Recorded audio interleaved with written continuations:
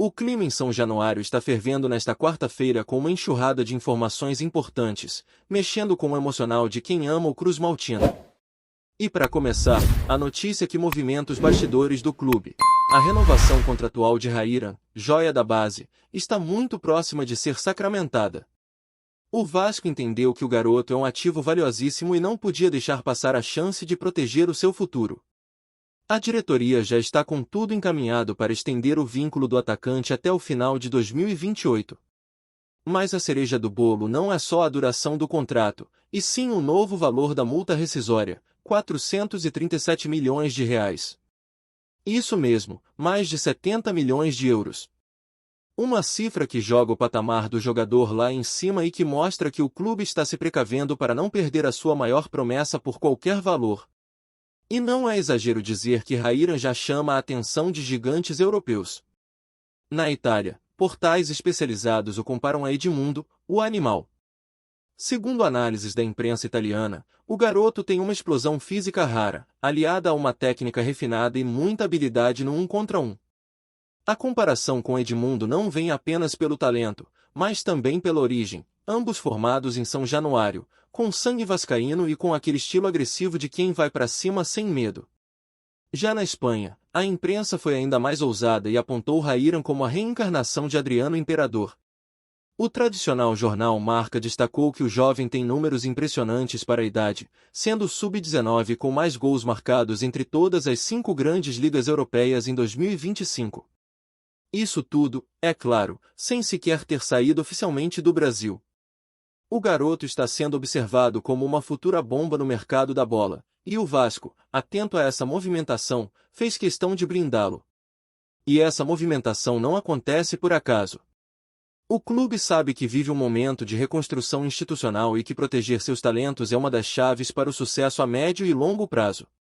Mas se a renovação de Rairan traz esperança e empolgação para o torcedor, nos bastidores do clube há também um furacão político prestes a explodir. Isso porque uma comissão de inquérito formada dentro do próprio Vasco da Gama acaba de indiciar o ex-presidente Jorge Salgado e outros nomes fortes da antiga gestão em relação à venda da SAF para a empresa norte-americana 777 Partners.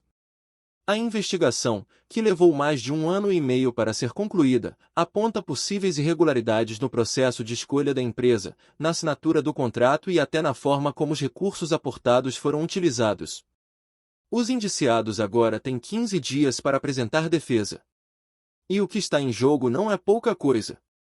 As punições previstas no Estatuto do clube vão desde a advertência até o desligamento definitivo do quadro social do Vasco. Entre os nomes citados estão figuras conhecidas como o ex-presidente Jorge Salgado, o ex-vice-presidente Roberto Duce Estrada, além de Carlos Osório, Zé Cabulhões, Horácio Júnior e outros membros que participaram diretamente do processo de parecer e aprovação da venda da SAF. A lista é extensa, envolve conselheiros, membros da Assembleia Geral e até nomes que ainda atuam nos bastidores do clube. E a polêmica só cresce com a notícia que veio dos Estados Unidos. Josh Vander, um dos sócios da 777 Partners, foi acusado por fraude eletrônica, fraude com valores mobiliários e conspiração para desvio de fundos. É com esse histórico que a empresa comprou o futebol do Vasco da Gama há pouco mais de 2 anos. As denúncias internacionais levantam ainda mais suspeitas sobre a lisura do processo de venda da SAF vascaína. E agora, com o indiciamento de figuras que conduziram todo esse processo internamente, a sensação é de que a casa pode mesmo cair. As perguntas feitas pela comissão de inquérito são diretas e incomodas. Quem escolheu a 777? Como se deu a assinatura do contrato? Houve pagamento de comissões? Quem recebeu e por quê? Como foram utilizados os recursos injetados pela empresa?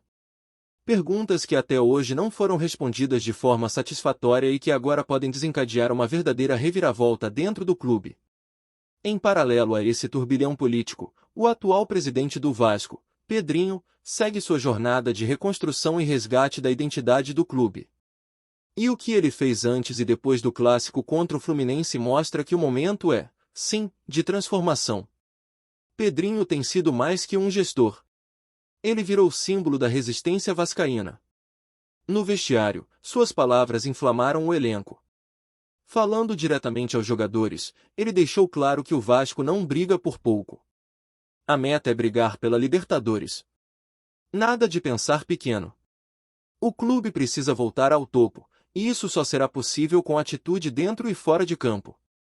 E o reflexo disso é visível. A postura do time diante do Fluminense foi vibrante, confiante, com a cara de quem quer mais. Pedrinho, aliás, não é apenas um presidente. Ele é cria da casa.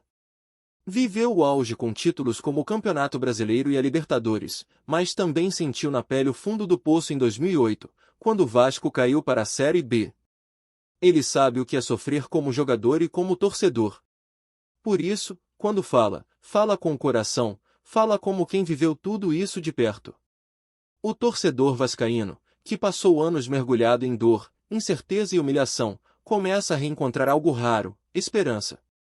E muito disso passa pelas atitudes de Pedrinho, que poderia ter seguido sua vida confortável como comentarista esportivo, mas escolheu o caminho mais espinhoso: voltar ao Vasco para ajudar a reerguer o clube do coração.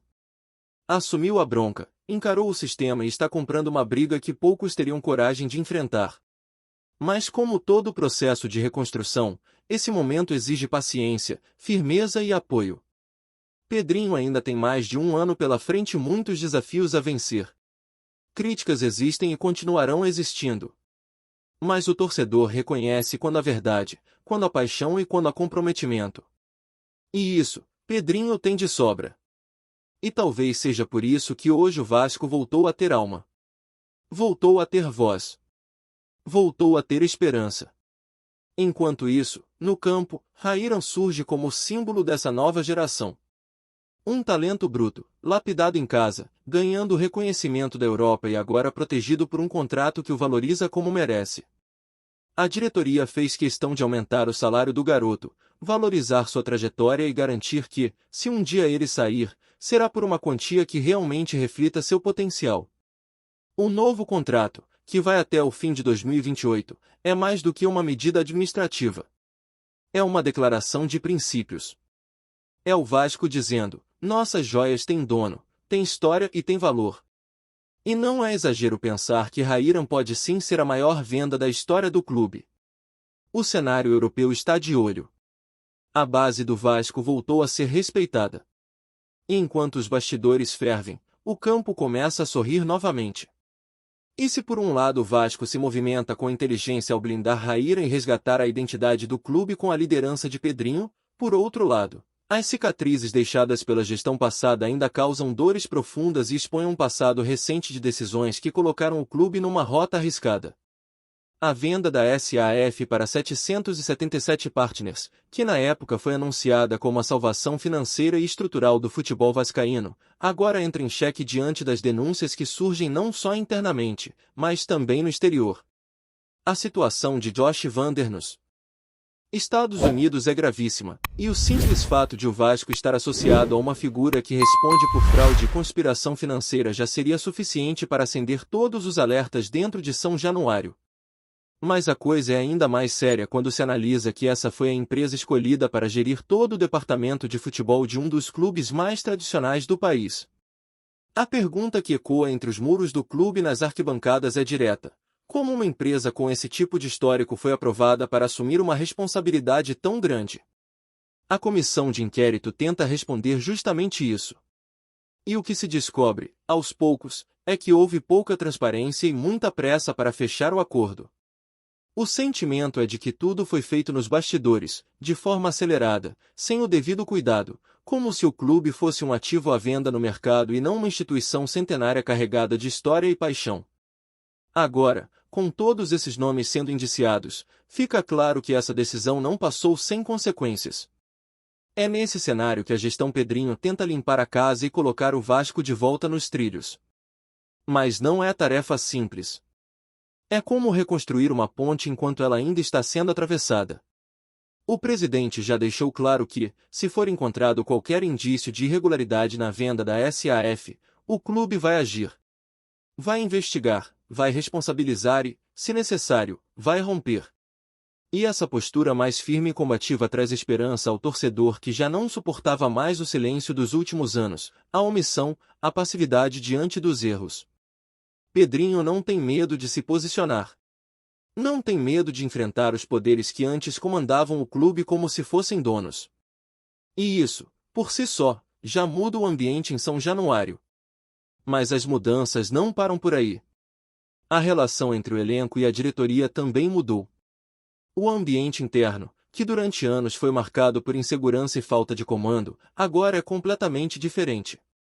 Os bastidores da vitória sobre o Fluminense escancararam isso. O vestiário respirava confiança, espírito de grupo e, principalmente, liderança. As palavras de Pedrinho antes do jogo foram certeiras. Falou em brigar por Libertadores.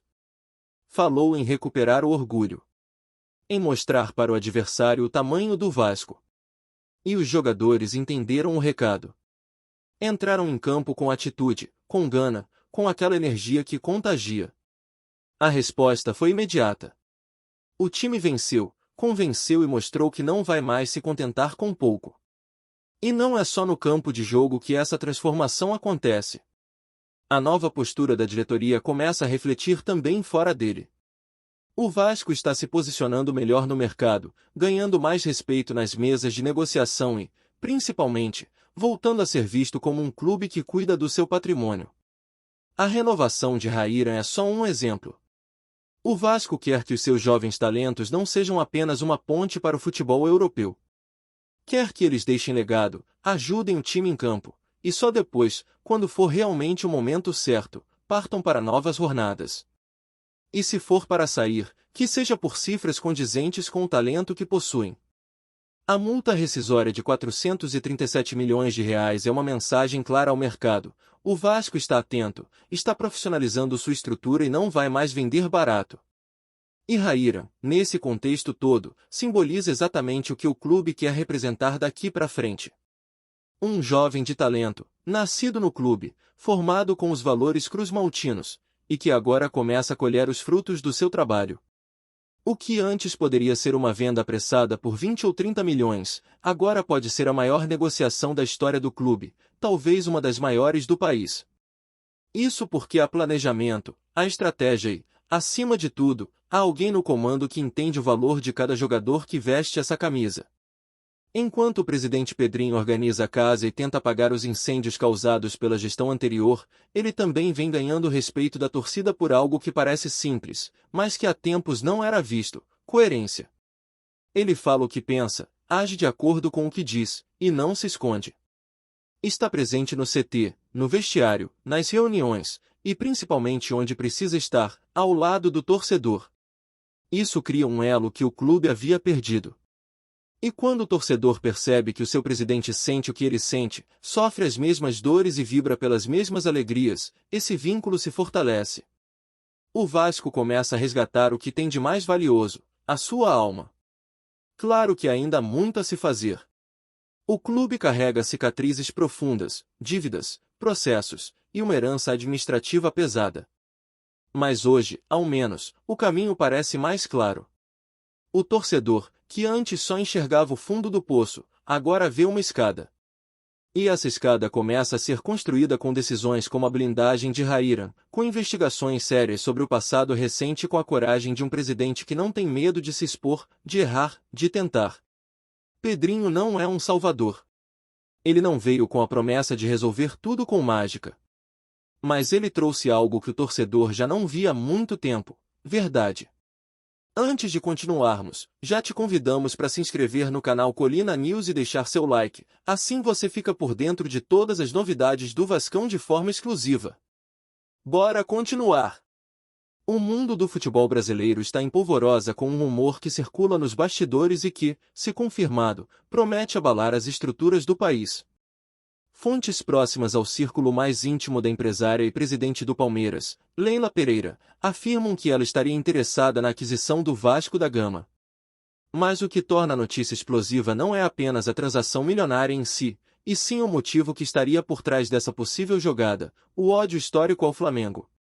Segundo pessoas ligadas ao mercado esportivo, Leila Pereira, conhecida por sua ambição e poder financeiro, teria decidido que a melhor forma de se vingar de rivais rubro-negros seria assumir o comando de um dos clubes mais tradicionais do futebol brasileiro.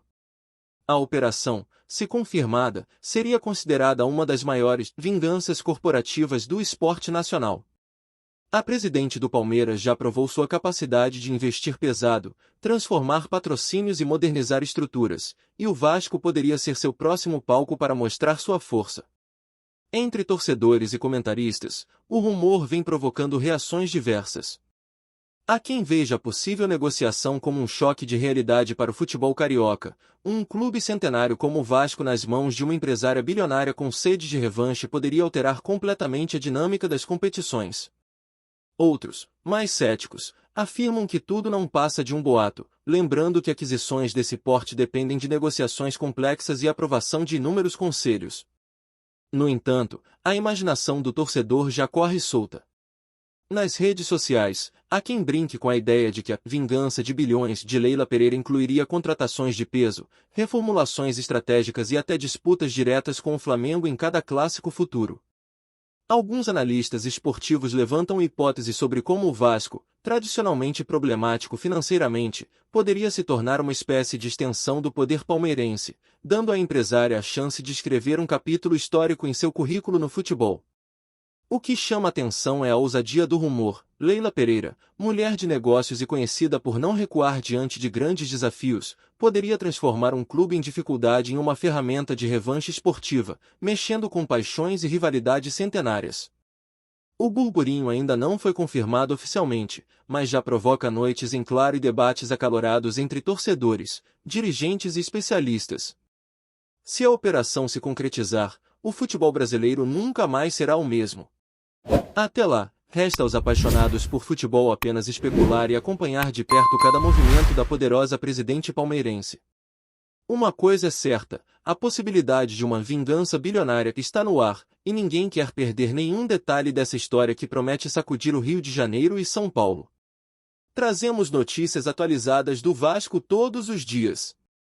Inscreva-se no nosso canal e dê um like para continuar recebendo notícias exclusivas. Compartilhe também a sua opinião sobre essa notícia nos comentários, isso é muito importante para o Vasco da Gama. Até o próximo vídeo.